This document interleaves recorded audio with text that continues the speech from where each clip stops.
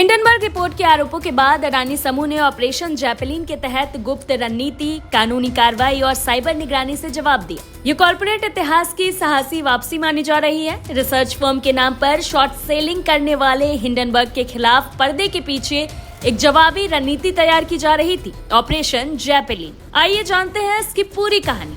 Hindenburg का नाम 1937 में अमेरिका के न्यू जर्सी में जलते हुए जैपलिन एयरशिप से लिया गया था।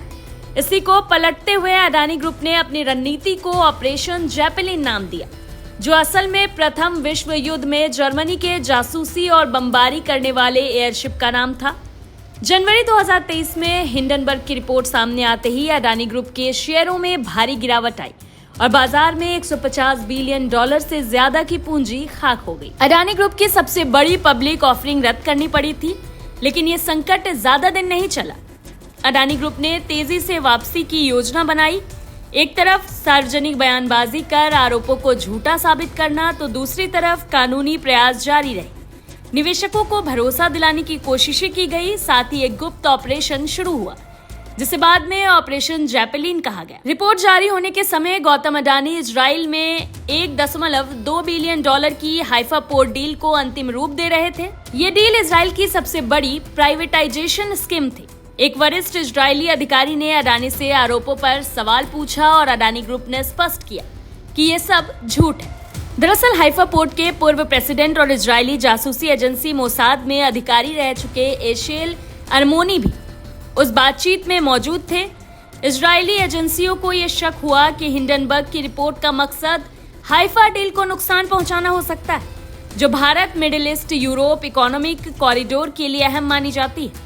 ऑपरेशन जैपलिन के तहत अमेरिका के न्यूयॉर्क बेस्ड हिंडनबर्ग रिसर्च और इसके फाउंडर नाथन एंडरसन पर नजर रखी गई। सूत्रों के अनुसार पूर्व खुफिया अधिकारियों ने कई देशों में फैले वकीलों, पत्रकारों, हेज फंड्स और राजनीतिक लोगों का जाल खोजा, जिनमें कुछ के चीनी हितों से जुड़े होने की भी आशंका जताई गई। शिकागो के पास ऑकब्रुक टेरेस में एक परिसर की निगरानी के दौरान इनक्रिप्टेड मैसेजिंग और दुनिया के कई हिस्सों में फैले एक्टिविस्ट्स और निवेशकों के बीच संचार से सुराग मिले। गौतम अडानी को इस ऑपरेशन की जानकारी जनवरी 2024 में स्विट्जरलैंड यात्रा के दौरान दी गई। अहमदाबाद में साइबर एक्सपर्ट्स और एनालिस्ट्स के साथ एक हाईटेक कंट्रोल रूम तैयार किया गया। अंतर्राष्ट्रीय कानूनी टीमें बनाई गई। अमेरिकी प्रशासन के कुछ प्रभावशाली लोगों को ब्रीफ किया गया।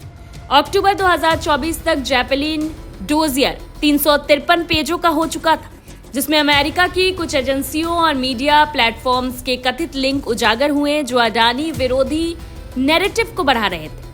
शॉर्ट सेलर मामले में अडानी ग्रुप को सुप्रीम कोर्ट से क्लीन चिट मिल चुकी थी। फिर एक बार नवंबर 2024 में अमेरिकी न्याय विभाग और SEC ने अडानी और कुछ अधिकारियों पर भारत में रिन्यूएबल पावर कॉन्ट्रैक्ट्स पाने के लिए रिश्वत देने के आरोप लगाए।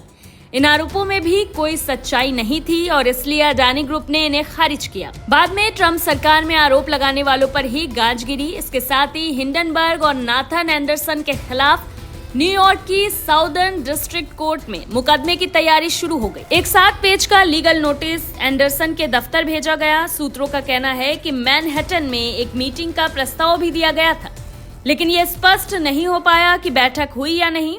15 जनवरी 2025 को अपनी रिपोर्ट के 2 साल पूरे होने से ठीक एक हफ्ते पहले हिंडनबर्ग रिसर्च ने औपचारिक रूप से अपने खात्मे की घोषणा कर दी। अडानी समूह की ये रणनीति आने वाले समय में कॉर्पोरेट इतिहास की सबसे बड़ी वापसी के रूप में जानी जाएगी।